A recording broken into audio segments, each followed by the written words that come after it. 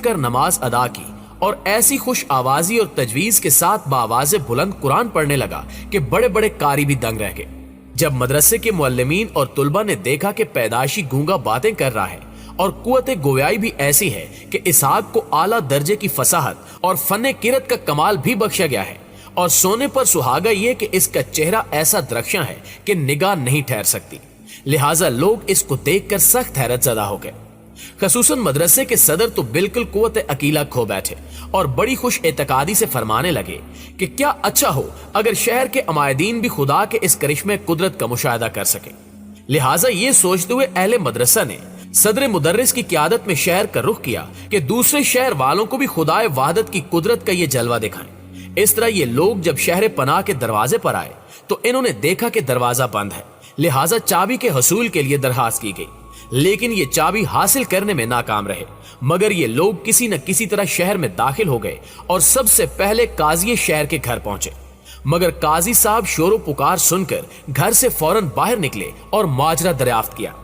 کہانی سننے کے بعد قاضی مجمع کے ہمراہ وزیر اعظم کے گھر پر پہنچے اور دروازہ کھٹکھٹایا تو وزیر باہر آئے اور لمبی کہانی سن کر کہا کہ ابھی رات کا وقت ہے، صبح فیصلہ کیا جائے گا کہ ایسی بزرگ ہستی کی عظمت و شان کے مطابق کیا کاروائی مناسب ہوگی۔ اس کے بعد قاضی چند رئیسوں کو ساتھ لے کر بزرگ ہستی کو دیکھنے کے لیے مدرسے میں آئے، مگر دروازے کو بند پایا۔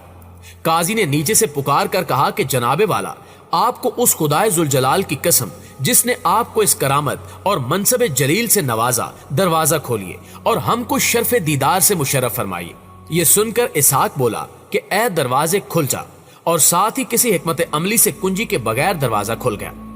دروازے کے گرنے کی آواز سن کر لوگوں کی خوش اعتقادی اور بھی زیادہ ہو گئی۔ دروازہ کھلنے پر سب لوگ اسحاق کے روبرو نہایت مؤدب ہو کر جا بیٹھے، اور قاضی شہر نے نہایت سلیقے میں التماس کی کہ حضور اقدس، سارا شہر اس قدرت خداوندی پر حواس باختہ ہے،